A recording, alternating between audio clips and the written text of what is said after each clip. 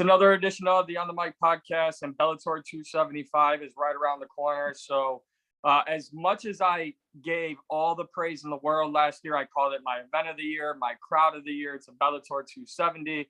When unfortunately the main event did not go in the way of Ireland, but Bellator is back in Dublin, Ireland, and I had to speak to the fighters who are fighting for Ireland in Ireland at Bellator 275, and no one better to talk to than Danni McCormack. Danny, how are you?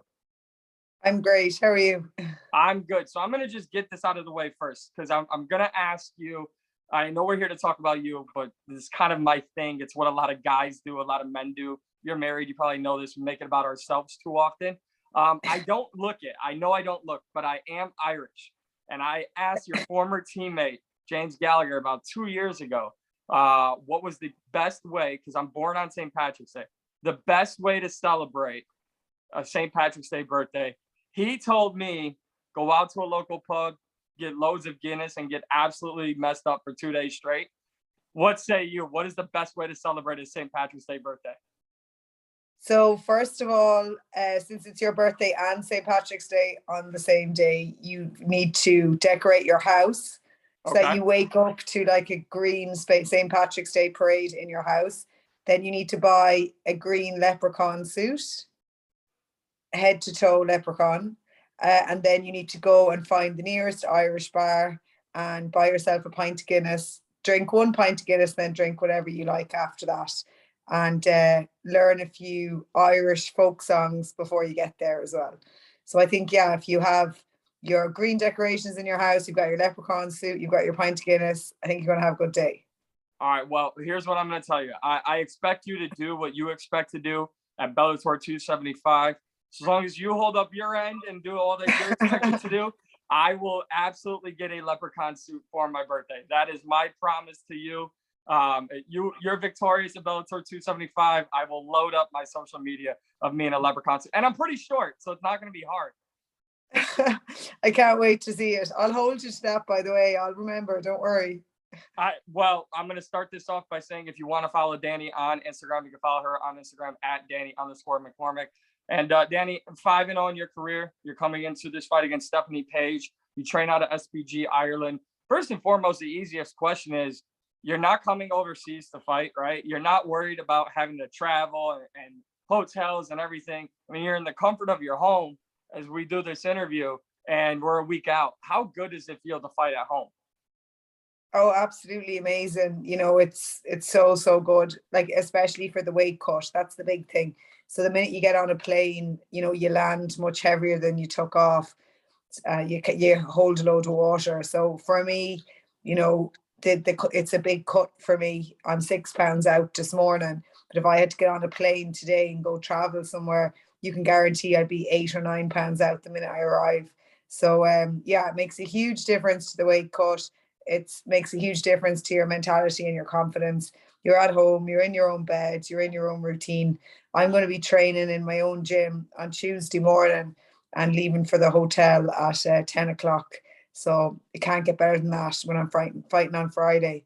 So it doesn't happen that much as a professional, but for me, this is the 5th time I have fought in Dublin. So I'm totally spoiled. So I am at the moment. Well, I mean, that's great. I kind of want to talk about, your background and everything before we get into the actual fight. And, with that, this being your 5th fight in Ireland, like everybody knows the biggest names in Ireland, Irish combat sports, right? Conor McGregor, Katie Taylor. But there's also Danni McCormack's out there. There's other fighters, plenty of them. Peter Queally. I mean, I still to this day, I think that'll be my favorite walkout of all time. Coming out to Zombie, the crowd going crazy. I mean, you probably heard it. Like, you couldn't hear Michael C. Williams, the cage announcer, introducing the fight because the crowd was still going crazy and singing along. Like, it was the atmosphere was electric. So what kind of pride do you hold having all your fights in Ireland, knowing that, yeah, we have some of these superstars, but we also have a whole nother class of fighters who will just fight here, fight for our team, fight for our people, and really put on for the next generation? I think because we're such a small country and we don't have a huge population, we don't have like a massive amount of sports stars over the years. You know, there's really like a handful of people that you could remember off your head. Katie Taylor being one of them, of course, and Conor McGregor being another. So when we've got a big event like Bellator coming to Dublin, our fans, they just show up, you know, and I say our fans because once you're an Irish fighter, the fans are everybody's. They want to come, they want to support, and they really, really get behind their own. So I think it's because we're small, it's because we don't have a huge population, that when something as big as Bellator comes to town, they're not going to miss it. They're going to dance, they're going to sing, they're going to drink, they're going to go crazy, and they're going to do it from 5:30 at night until 11:30 or until they're kicked out. So yeah, that's just the Irish spirit in terms of supporting our own sports players. If you want to be a part of that action, if you're in the Dublin area, you can get tickets at Ticketmaster.com. Stop messaging fighters. We're a week away. The fight will take place at the 3 Arena. It's Bellator 275. But to add to that, though, like, you know, Conor took it into a much bigger spotlight, obviously. But there is something to be said. Like, one of my favorite cities in the States is Boston. And Boston's very much in line with an Irish heritage, right? And if you're from Boston, you're probably a fighter. And if you're from Boston, you're probably Irish. And if you're an Irish guy in Boston, you're probably a fighter.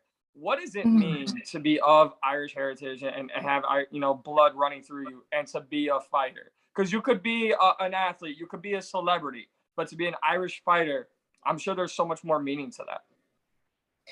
Yeah, to be honest, it just gives us like a real head start around the world. Everyone loves Ireland. Everyone loves Irish people. And I don't mean to be cocky saying that. Like, I don't know why sometimes, because not all Irish people are like me. But yeah, so I think being an Irish fighter and going anywhere around the world, you're going to get signed to promotions. People want to come and watch you. Everyone loves Ireland. They love Irish fighters. So from that point of view, it's huge. I'm very proud of how small of a country we are and how small of a population we are as well. We don't have a huge amount of funding over here for sports at all. You know, you probably laugh at our,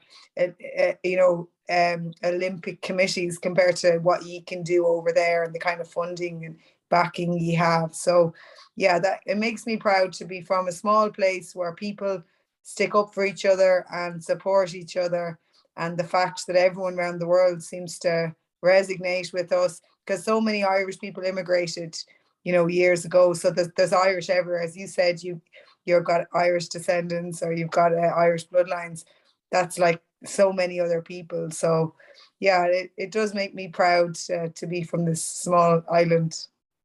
Well, with that, you know, again, also being a fighter, you mentioned somebody earlier. I mentioned her earlier, Katie Taylor. Like, yes, she's doing her thing in boxing, but how did she kind of set the precedent for? Because again, everybody runs to Conor, but being a female Irish fighter, that's what you are, Danny. And you have someone like Katie Taylor who takes over the spotlight. But I don't ever see it as there's Conor McGregor and then there's a bunch of other male Irish fighters, or there's Katie Taylor and then everyone else. Like, I feel like as Katie goes, other female Irish fighters can go, and other female fighters can go for that matter. So being from that, you know, the same place, being in the same sport, even though she's boxing, you're MMA, what does that do and mean to you to have someone like her getting the attention and paving the way for other female fighters? You know, boxing, I suppose, is a huge sport over here compared to MMA. So Katie Taylor has made a huge difference to females starting MMA just because she broke that original barrier, that combat sport barrier. So usually, you know, combat sports are male dominated. So by Katie Taylor winning that gold medal or and bringing it back here, immediately there was a huge push on young girls joining boxing clubs, and from there there was a bit of a spillover into MMA clubs, because sometimes parents thought they were going to a boxing club or whatever, and next thing they see their kid is coming out in a gi, but they just go with it. So we've got lots of kids that have joined our gym, and the parents ask them how are they getting on with the boxing, and we have to explain to them they're doing Muay Thai, not boxing. But it's too late then, of course. They love it. So yeah, she's opened that huge combat sport door for us. For MMA over here, we need a world champion like Katie Taylor in MMA. So I'm hoping I fulfill. I'm hoping I can fulfill that role in the future. If I become a world champion, it means loads more girls are going to walk into gyms, and that's what I'm all about: getting the girls in and getting them doing MMA. Yeah, I listened to a lot of your interviews, so there's going to be some questions I've heard, you answered before, and a lot of what your mentality is really fascinates me, Danny, and that credits you not only inside the cage but outside the cage. And I'll just ask this before we move forward: how crazy is Ireland going to be when Katie Taylor takes on Amanda Serrano later this year? It's a huge fight, it's massive. It's like every day Katie Taylor fights. When you're walking down the street, you hear it, like you hear people talking about it. You can't miss a Katie Taylor fight. Even if you are in bed sick for a week and you go to the local shop, you're going to hear it. So this is massive. I just hope the Irish public realise how massive it is. I know how massive it is because I'm in combat sport. To most of the public, I think they just think it's Katie Taylor fighting in Madison Square Garden, and I don't think they know who the other girl is at all. But I hope the Irish media really showcase it for what it is.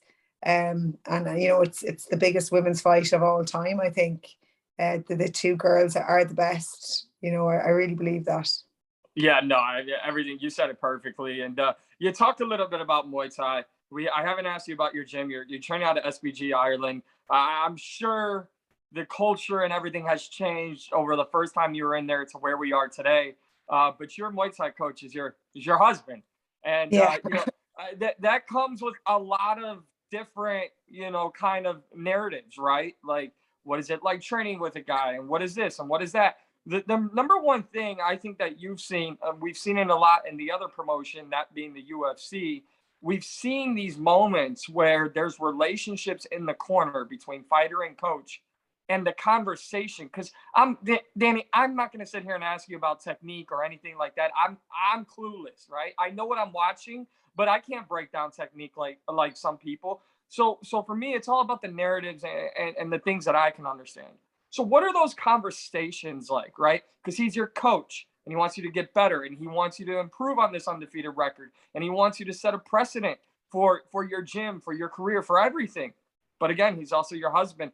How do you have those tough conversations with him and keep in line fighter and coach as well as husband and wife?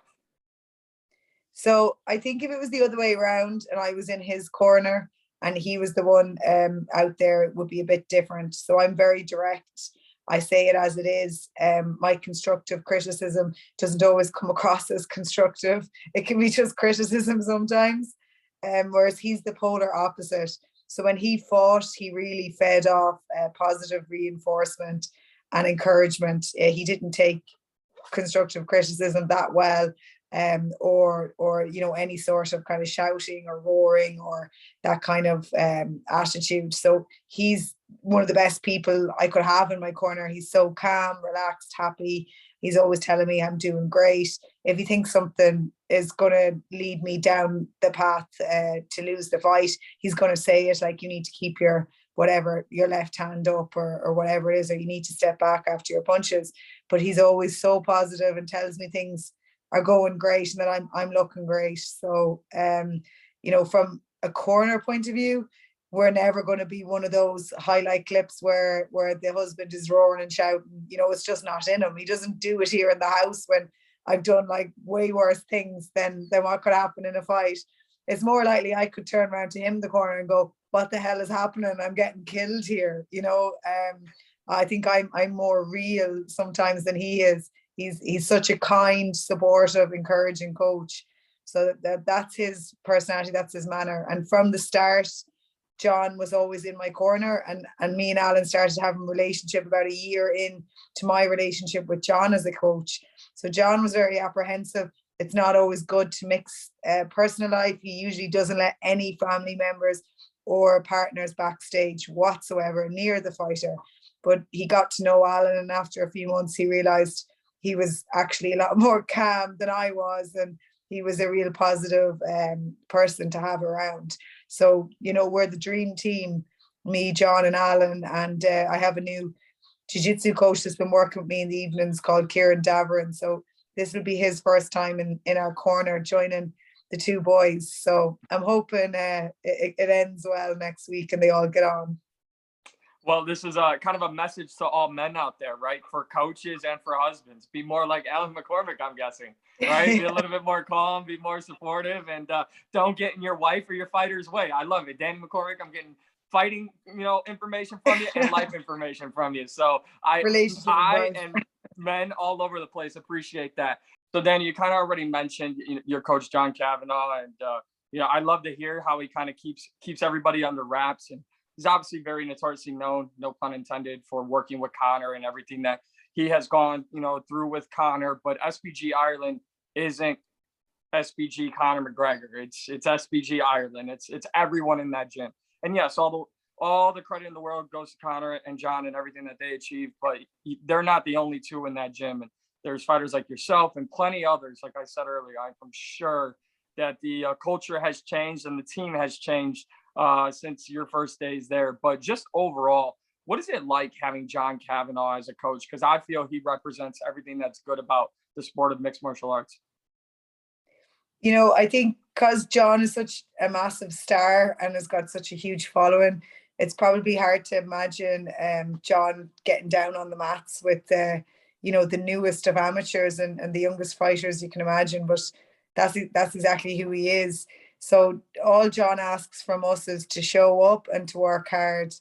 And that's it. It doesn't matter if you're 17, if you've never had a fight, if you're a pro that's after having 4 or 5 losses in a row. It doesn't matter who you are.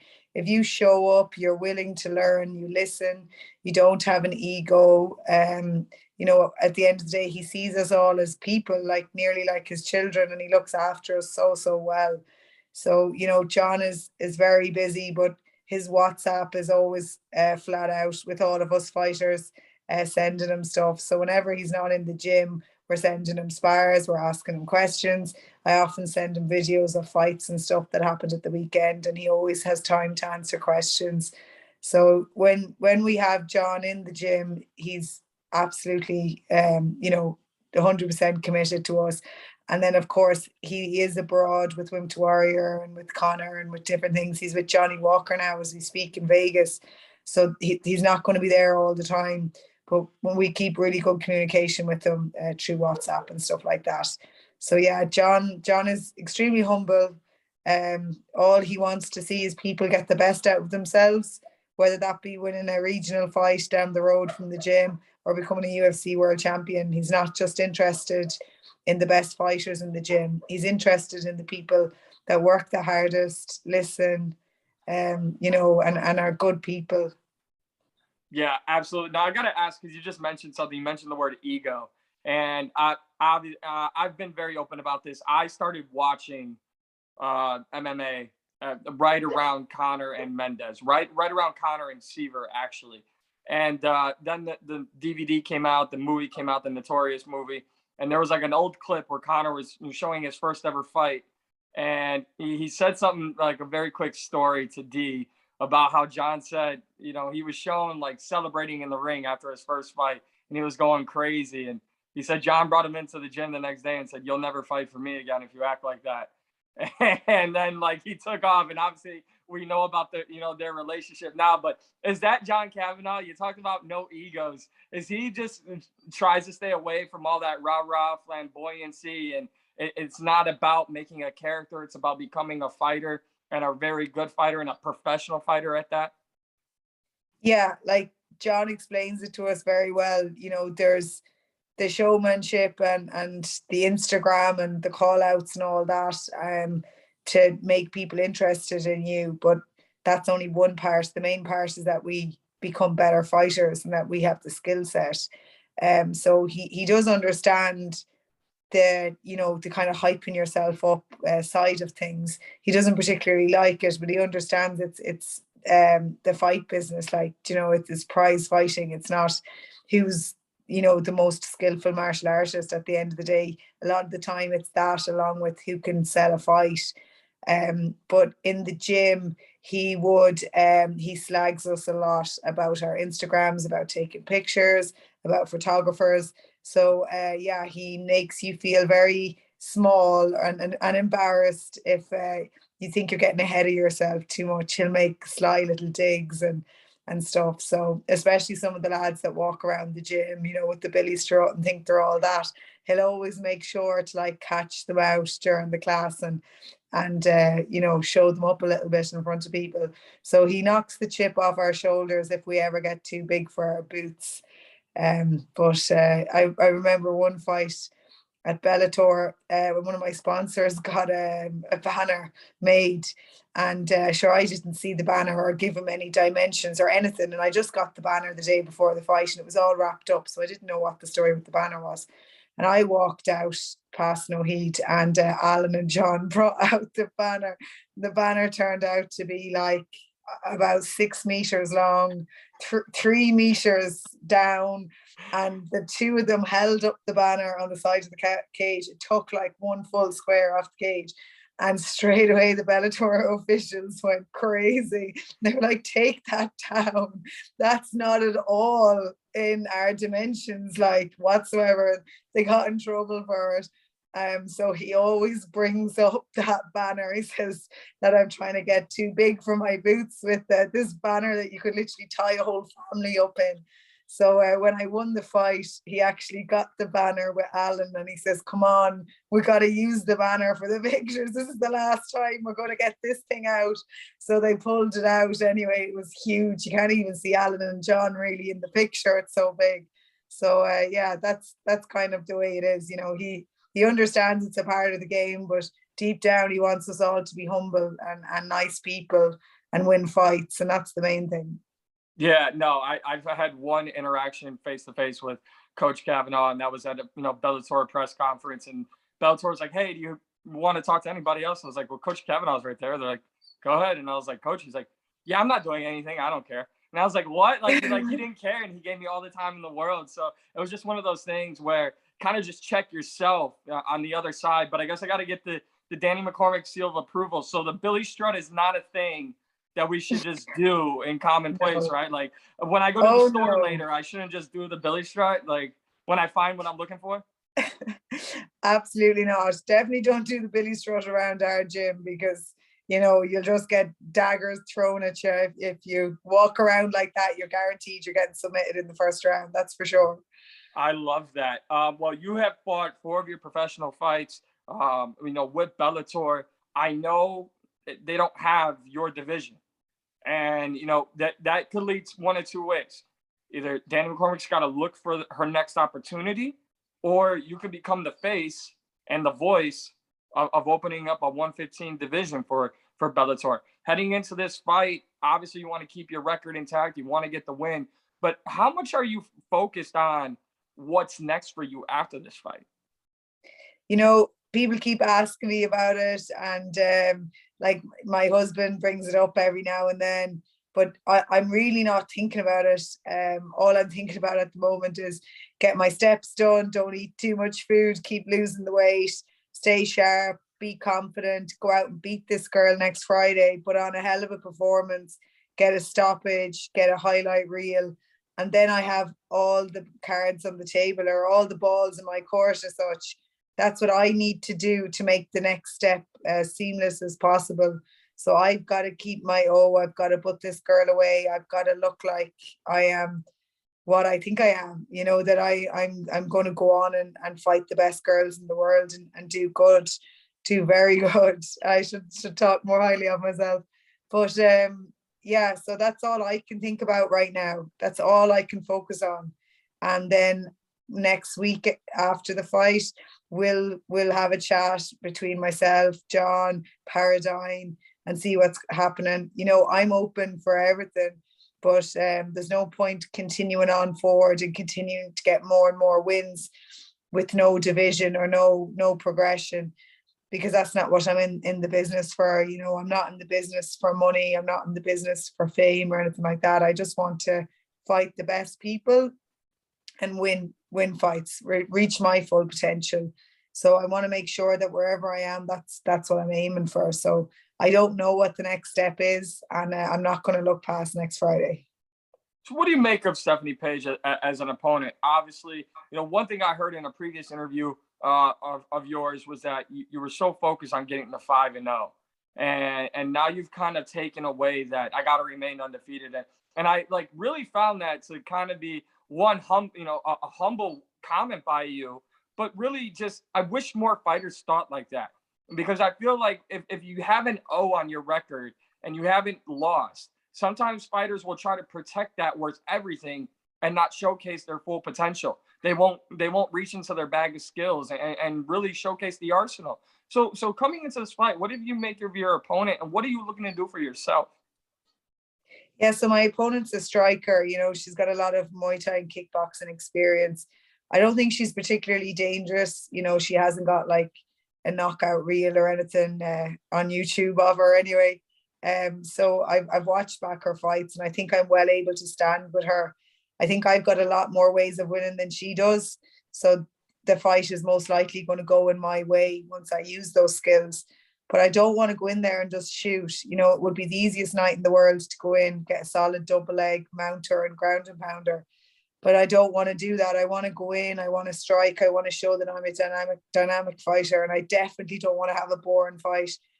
What's nearly worse than losing is winning in the most boring style possible.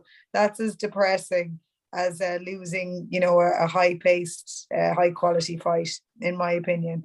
So, I want to strike.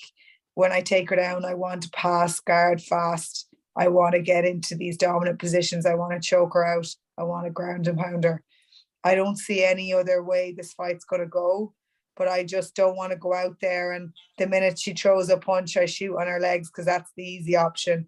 I want to go and show how diverse of a fighter I am at this stage. It's time for me to market myself. I want to fight the best girls in the world.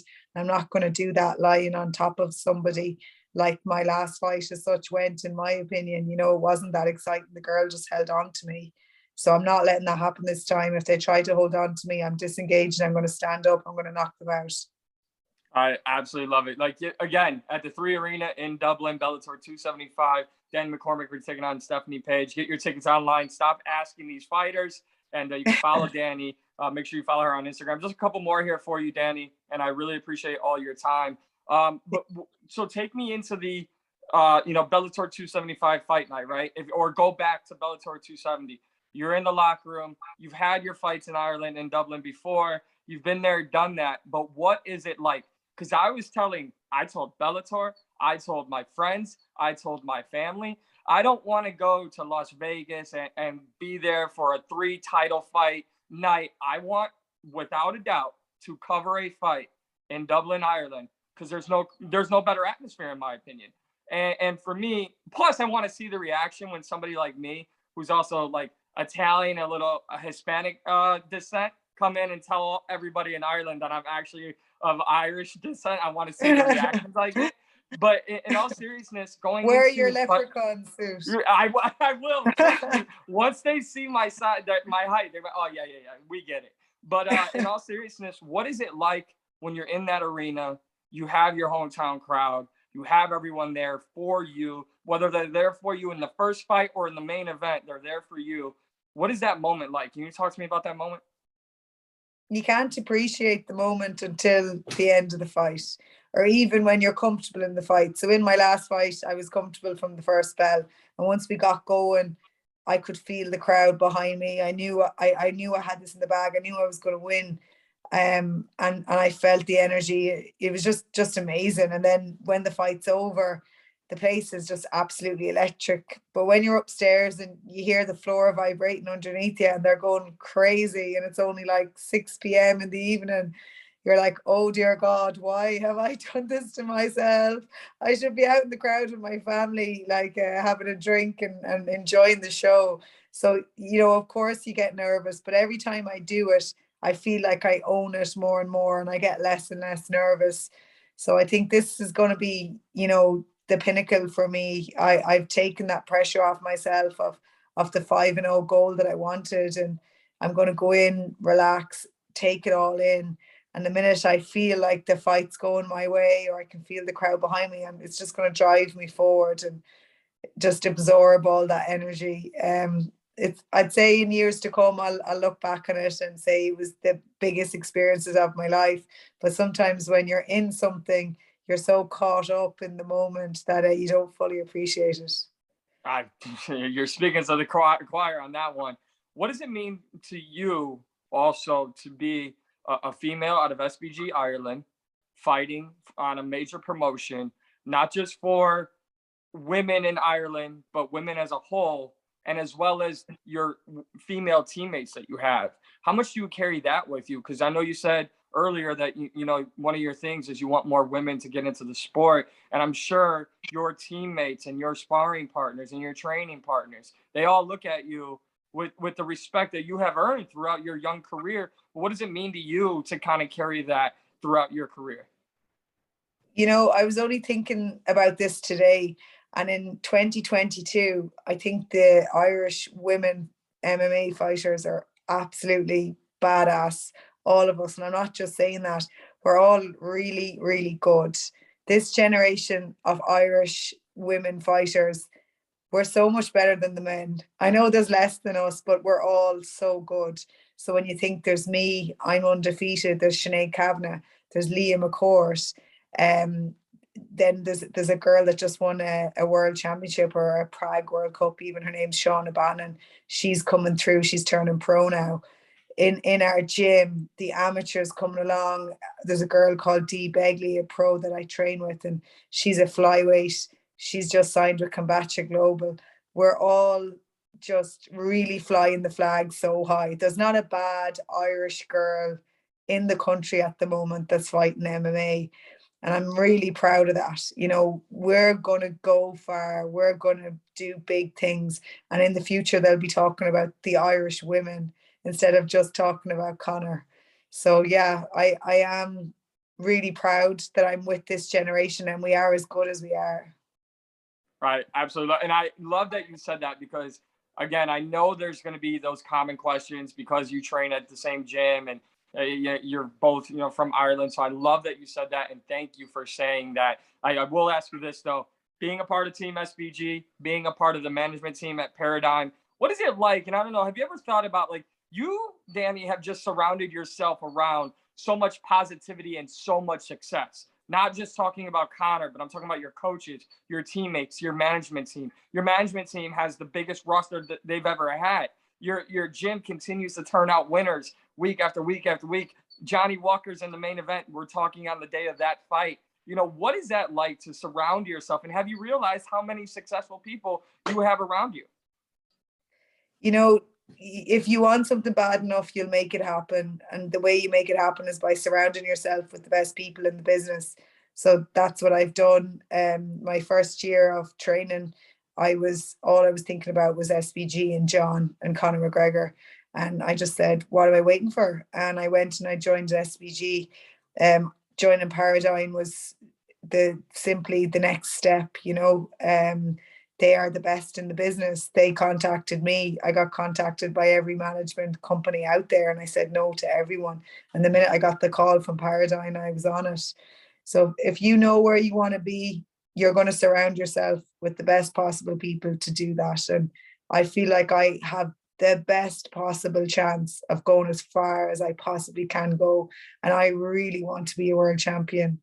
If I don't become a world champion, it's not because anyone around me, because I have the best team. So I need to live up to that now, and I need to reach my full potential with this amazing team behind me.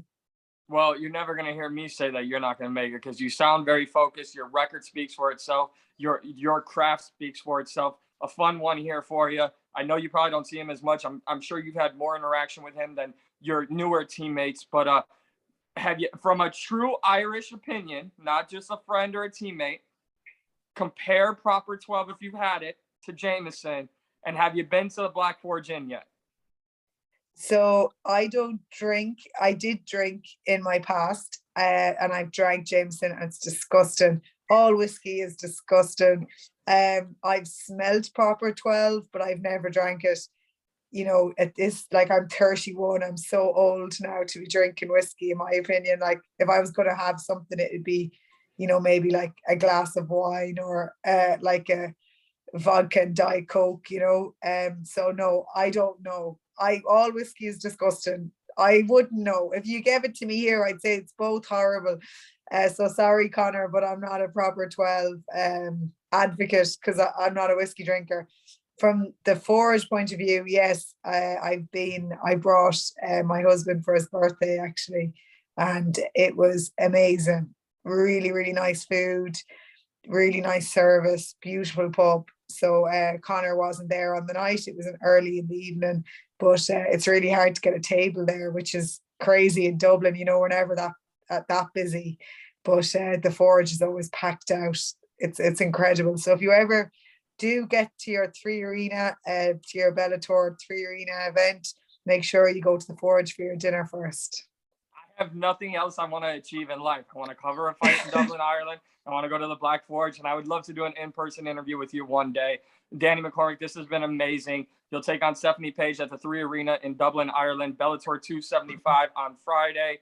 I can't wait, and I'm super, super excited to be following your career, you know, as I have been, but to finally get an opportunity to talk to you. I hope we can talk after your fight. I hate to say I play favorites in this sport, but I'm just a fan of great people as well as great fighters. And you're just a world-class person and a world-class fighter as well. I can't wait to see what you do at Bellator 275.